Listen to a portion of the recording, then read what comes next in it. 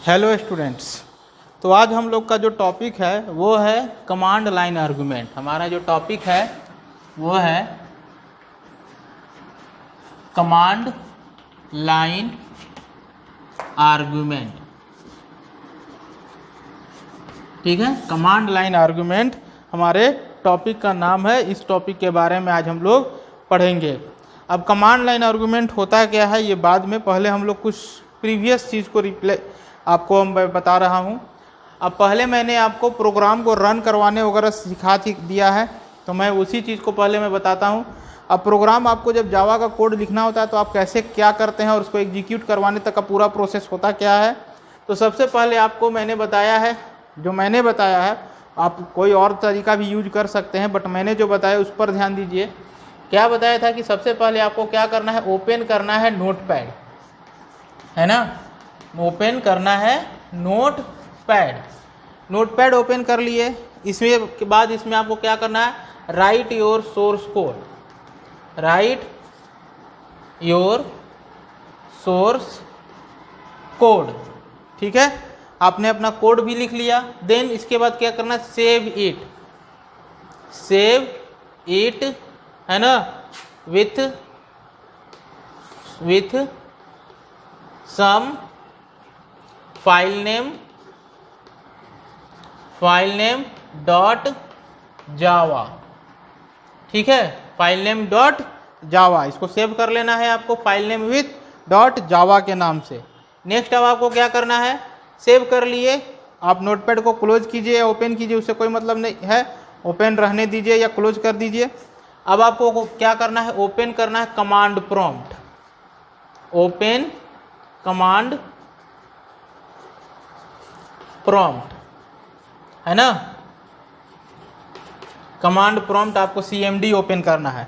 अब ये फाइल आप सेव जो किए हैं, ये फाइल नेम डॉट जावा, या आप कहीं ना कहीं सेव किए होंगे अपने कंप्यूटर में। सपोज आपने इसको सेव किया है D ड्राइव में, D ड्राइव के ABC फोल्डर के अंदर, XYZ फोल्डर के अंदर या ABC फोल्डर के अंदर ही आपने इसको सेव किया है। ये जो फाइल आपने सेव किया इस फोल्डर के अंदर आपने सेव किया है। तो आपको सबसे पहले कमांड लाइन में D ड्राइव में जाना होगा, तो आप वहाँ पर कमांड क्या लिखेंगे, D और कॉलन देके इंटर प्रेस करेंगे, आप आ जाएंगे D ड्राइव में। देन D ड्राइव में आप क्या प्रेस करेंगे, तो CD चेंज डायरेक्टरी, किस में जाना है आपको, ABC में, और इंटर। तो आप आ जाइएगा D कॉलन, है ना, ABC कॉलन। ठीक है, यहाँ पर आ जाइएगा। अब आपको क्या करना है, अपने फाइल को रन करवाना है। तो रन डायरेक्ट हम नहीं करवाते हैं, पहले उसको कंपाइल करते हैं।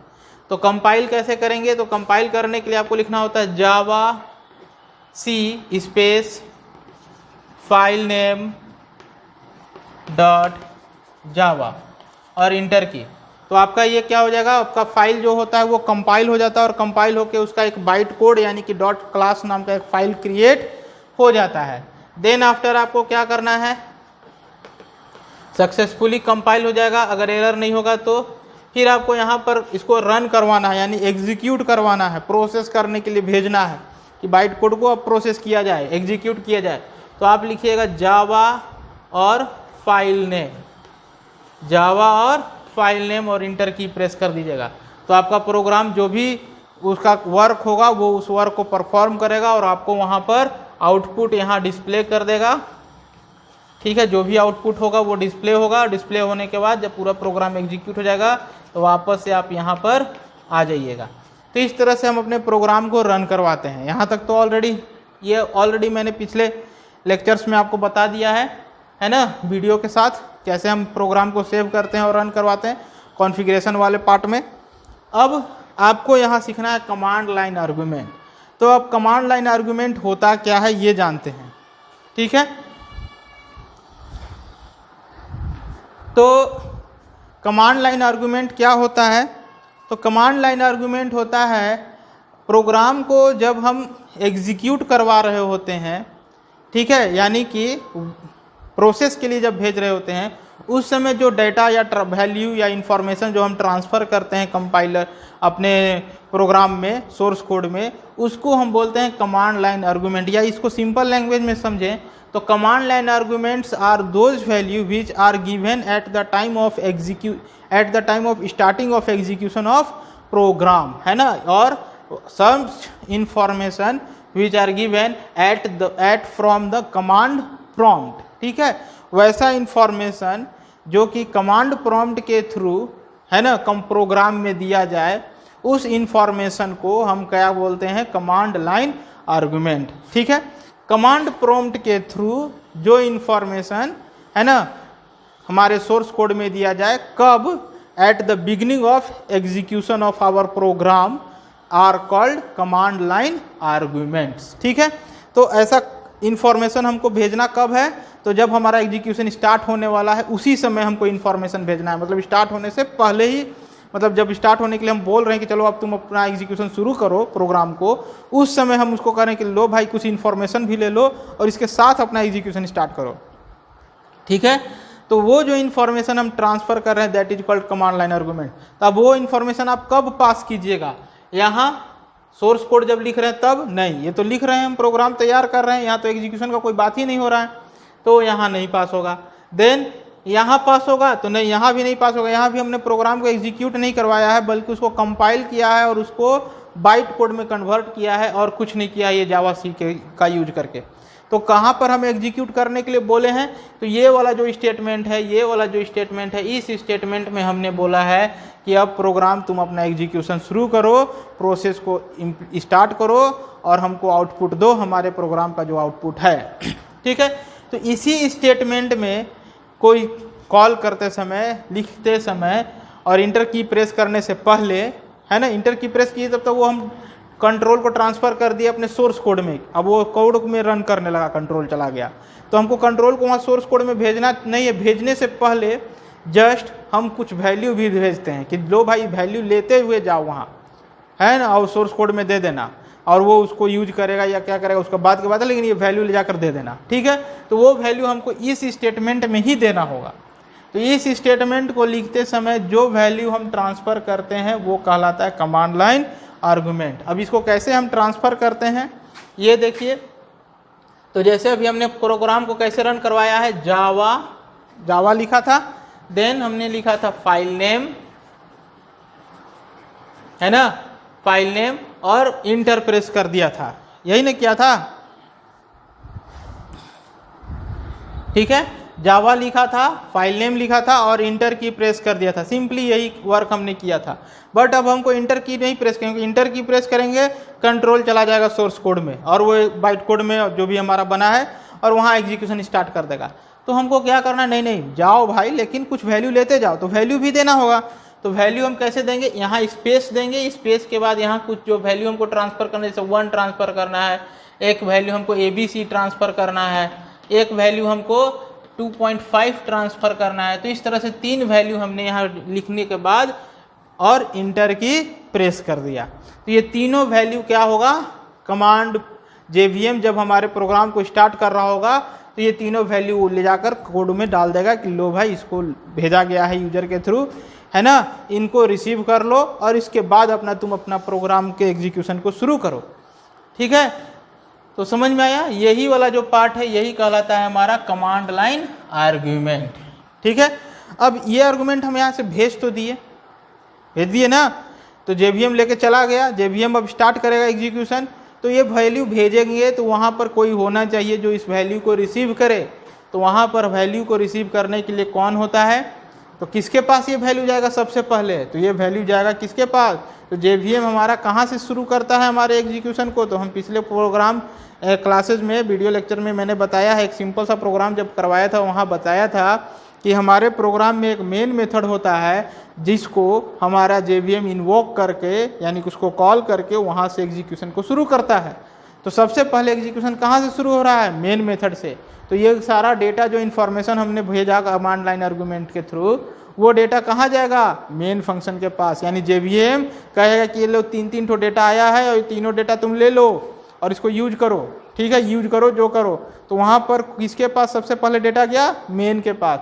तो किसका, कौन रिसीव कर रहा है, मेन मेथड रिसीव कर रहा है। तो ये डेटा कहाँ जाएगा, मेन मेथड। अब मेन मेथड का सिंटेक्स क्या था, तो मेन मेथड का सिंटेक्स था, हम लिखते थे पब्लिक स्टैटिक वॉइड, है ना, इसके बाद लिखते थे मेन और यहाँ पर लिखते थे स्ट्रिंग और ARGS नाम का एक वेरिएबल यहाँ बनाते थे। आप यहाँ कोई भी नाम यूज कर सकते हैं और यहाँ पर ब्रैकेट एरे ब्रैकेट देकर छोड़ देते थे। ठीक है, तो ये था हमारा सिग्नेचर और सिंटेक्स बोल सकते हैं मेन मेथड का। तो वहाँ से जो वैल्यू भेजा गया वो किसके पास भेजा गया, मेन मेथड के पास। JVM किसको ले जा कर दिया, मेन मेथड को, कमांड लाइन आर्गुमेंट्स को। तो मेन मेथड का काम है रिसीव करना, नहीं करेगा तो वो वेस्ट हो जाएगा, वो हो जाएगा ना। हम किसी को कुछ दिए और वो रिसीव ही नहीं किया, क्योंकि अब JVM अब यहाँ के बाद JVM अपना काम छोड़ देता है, वो छोड़ देता है, कहता है कि अब हम आपको दे दिए, अब आप यहाँ से एग्जीक्यूशन शुरू कीजिए। एग्जीक्यूशन शुरू हो गया, डेटा आपको दे दिया, डेटा लिए तो लिए, नहीं लिए तो वो डेटा वेस्ट हो गया। तो यहाँ लेने के लिए कुछ खड़ा है, और कौन खड़ा है, कौन उस डेटा को रिसीव कर रहा है, तो यहाँ पर ये वाला जो पार्ट हम लिखते हैं मेन मेथड में, यही जो है उस डेटा को रिसीव करता है। ठीक है, यहाँ पर ये जो है ARGS जो हमने बनाया है स्ट्रिंग टाइप का एरे स्ट्रिंग मेमोरी, इसी के पास ये कैपेबिलिटी है कि जो भी इंफॉर्मेशन कमांड लाइन पे भेजा जाएगा वो इसको रिसीव करेगा, अगर नहीं भेजेगा तो कुछ नहीं रिसीव करेगा। तो वहाँ से 3 वैल्यू भेजा गया, तो ये तीनों वैल्यू को रिसीव करेगा। अब चूंकि ये क्या है, एक एरे है, किस टाइप का, स्ट्रिंग टाइप का, तो जो भी वैल्यू रिसीव करेगा वो किस फॉर्मेट में रिसीव करेगा, स्ट्रिंग के फॉर्मेट में। और कैसे उसको स्टोर करेगा, तो सबसे पहले वाले आर्गुमेंट को वो पहले इंडेक्स पर स्टोर कर लेगा, यानी ARGS ऑफ 0 पे ये पहले वाले वैल्यू को रिसीव कर लेगा। फिर ARGS ऑफ 1 पर, यानी कि 1th इंडेक्स पर ये दूसरे वाले वैल्यू को रिसीव कर लेगा एज ए स्ट्रिंग। और ARGS ऑफ 2nd इंडेक्स पर, यानी कि मेरे अनुसार 3rd और इंडेक्स के अनुसार 2nd पर ये क्या रिसीव करेगा, 2.5। तो इस तरह से ये क्या करेगा, वैल्यू को रिसीव करेगा। समझ में आया।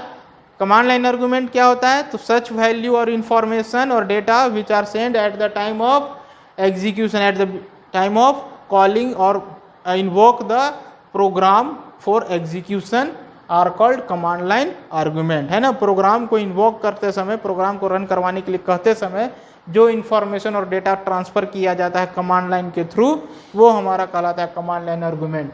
उसको रिसीव कौन कर रहा है, तो चूंकि हमारा सबसे पहले एग्जीक्यूशन होता है मेन के स्टार्ट होता है, मेन फंक्शन से, यानी कि JVM मेन फंक्शन के पास जा रहा है, तो वो डेटा भी ले जाकर किसको देगा, मेन फंक्शन के पास। तो वो रिसीव किया मेन फंक्शन। कहाँ रिसीव किया, तो वो अपने फंक्शन ब्रैकेट के अंदर एक स्ट्रिंग एरे मेमोरी बना के रखे हुए है, उसमें वो रिसीव कर लिया। तो जो भी डेटा आया वो इस मेमोरी में, अब इसका नाम कुछ भी हो सकता है, यहाँ ARGS है तो ARGS में रिसीव किया। चूंकि एरे है तो इंडेक्स बनाते चला गया 0, 1, 2, और उसमें वो तीनों वैल्यू को रिसीव किया, और तीनों स्ट्रिंग में फॉर्मेट में रिसीव हुआ, क्योंकि स्ट्रिंग है। ठीक है, अब यहाँ पर इसका साइज गिवन नहीं है, तो ये साइज किस पर डिपेंड करेगा, नंबर ऑफ आर्गुमेंट्स पर। आप अगर 10 भेजिएगा तो इसका साइज 10 हो जाएगा, आपने 3 भेजा तो इसका साइज 3 हुआ। आप कुछ नहीं भेजते हैं, जब डायरेक्ट इंटर की प्रेस कर देते हैं बिना कमांड लाइन आर्गुमेंट के, तो इसका कोई साइज नहीं होता है। ठीक है, अब ये जब वैल्यू आ गया तो आप इन वैल्यूज को यूज कर सकते हैं अपने प्रोग्राम में, अपने सोर्स कोड में। आप डायरेक्ट क्या करते हैं, चाहते हैं कि आप इसको प्रिंट कर लें, तो आप इसको यहाँ system dot out dot print और println, है ना, आपको पढ़ाए थे प्रिंट और println में क्या होता है। प्रिंट क्या करता है, अपने साथ लिखे हुए स्टेटमेंट को और मैसेज को प्रिंट करने के बाद कर्सर को वहीं छोड़ देता है, जबकि println प्रिंट करने के बाद कर्सर को नेक्स्ट लाइन में ट्रांसफर कर देता है। तो हम यहाँ ln यूज किए, तो प्रिंट करने के बाद कर्सर को नेक्स्ट लाइन में ये ट्रांसफर कर देगा। तो हम यहाँ पर क्या प्रिंट किए, ARGS ऑफ 0, और हमने दिया सेमीकोलन। तो अगर इसका आउटपुट आप देखिएगा, देखते चलिएगा, तो क्या होगा, यहाँ पर क्या प्रिंट होगा, 1। ठीक है, और 1 प्रिंट करने के बाद ये ln लाइन चेंज करके कर्सर को यहाँ पहुँचा देगा। नेक्स्ट हम फिर से system dot out dot println, यहाँ पर हमने लिखा ARGS ऑफ 1, तो ये क्या प्रिंट करेगा, ARGS 1 का वैल्यू, यानी ABC का वैल्यू। अगर हमने यहाँ 1 के जगह पे 2 कर दिया, तो यहाँ पर क्या प्रिंट होगा, ABC की जगह यहाँ प्रिंट होगा 2.5, और फिर line change because of println। फिर हमने फिर println किया और यहाँ पर लिखा ARGS ऑफ, ठीक है, 1, तो यहाँ पर क्या प्रिंट होगा, यहाँ प्रिंट हो जाएगा आपका ABC। तो इस तरह से ये तीनों वैल्यू को प्रिंट कर देगा। आप इन तीनों वैल्यू को अलग अलग तरीके से यूज भी कर सकते हैं, बट एक चीज़ याद रखिएगा, यहाँ पर भी 1 है, यहाँ 2.5 है, तो क्या हम ये 1 और 2.5 को के साथ अरिथमेटिक ऑपरेशन कर सकते हैं, तो बिल्कुल भी नहीं, बिकॉज ये दोनों हमारा वैल्यू डिजिट है, बट डिजिट किस फॉर्मेट में है, स्ट्रिंग के फॉर्मेट में है। तो स्ट्रिंग के साथ आप अरिथमेटिक ऑपरेशन, एडिशन, सब्ट्रैक्शन नहीं कर सकते हैं। तो आपको अगर करना है, फिर भी आपको करना ही है, तो आपको के पास आगे जाइएगा तो पढ़िएगा कि आप इसको कन्वर्ट कर सकते हैं इंटीजर और क्या कर सकते हैं, डबल और फ्लोट टाइप के मेमोरी वैल्यू में चेंज कर सकते हैं स्ट्रिंग से। और चेंज करने के बाद फिर जब आप कन्वर्ट कर लीजिएगा स्ट्रिंग से इंटीजर में, तो ये इंटीजर 1 हो जाएगा, ये डबल 2.5 हो जाएगा, और उसके बाद उनके साथ आप अरिथमेटिक ऑपरेशन परफॉर्म करवा सकते हैं, बट इसके साथ नहीं। ठीक है, अब इसको भी कन्वर्ट कर सकते हैं, तो नहीं, इसको हम इंटीजर या डबल में नहीं कन्वर्ट कर पाएंगे, क्योंकि यहाँ ये डिजिट नहीं है, ये हमारा स्ट्रिंग है, तो यहाँ पर एरर आ जाएगा, उसको नहीं कर पाएंगे। इन दोनों को हम कर सकते हैं। ठीक है, तो वो बाद की चीज़ है। तो लेकिन आपको यहाँ समझ में आ गया कमांड लाइन आर्गूमेंट क्या होता है। तो कमांड लाइन आर्गूमेंट यानी कि वैसे वैल्यूज जो कि कमांड प्रॉम्प्ट के through at the time of invoking the source को byte code to for execution are send are called command line argument, है ना। वैसे डेटा या इंफॉर्मेशन जो कमांड प्रॉम्प्ट से भेजा जाता है, कब, जब हम उस प्रोग्राम को इन्वोक कर रहे होते हैं एग्जीक्यूशन के लिए, वैसे इन्फॉर्मेशन को हम कमांड लाइन आर्गूमेंट बोलते हैं। उनको रिसीव करने का काम मेन का है। मेन किस में रिसीव किया, अपने साथ जो ये वेरिएबल बना के रखे हुए थे अपने फंक्शन ब्रैकेट में, उस वेरिएबल में किस फॉर्मेट में, तो स्ट्रिंग के फॉर्मेट में। और चूंकि ये एरे है तो यहाँ साइज का कोई इशू नहीं है, आप 4, 5, 10 कितना भी भेज सकते हैं और नहीं भी भेज सकते हैं। जितना वैल्यू भेजिएगा उतने साइज बनाएगा और उसमें एक एक करके सबको स्टोर कर लेगा। आप उसके बाद फर्दर उसके डेफिनीशन में आप उसको यूज कर सकते हैं जैसे यूज करना है। ठीक है, डायरेक्ट प्रिंट करना है या किसी और पर्पस में यूज करना है तो कर सकते हैं उसके इंडेक्स के साथ, या फिर आप अगर उसको कन्वर्ट वगैरह करना चाहते हैं इंटीजर और डबल में तो आप वो भी कर सकते हैं। समझ में आया। तो ये था आपका कमांड लाइन आर्गूमेंट। इसमें अगर आपको किसी को कोई प्रॉब्लम आ रहा होगा, नहीं समझ में आया होगा ये पूरा कमांड लाइन आर्गूमेंट, तो आप हमसे कमेंट सेक्शन में पूछ सकते हैं। तो मिलते हैं हम लोग नेक्स्ट वीडियो में, तब तक के लिए थैंक यू। और अगर आपको हमारा चैनल या हमारा जो है वीडियो पसंद आ रहा है तो हमारे चैनल को सब्सक्राइब कर लें और वीडियो को लाइक कर दें। Thank you.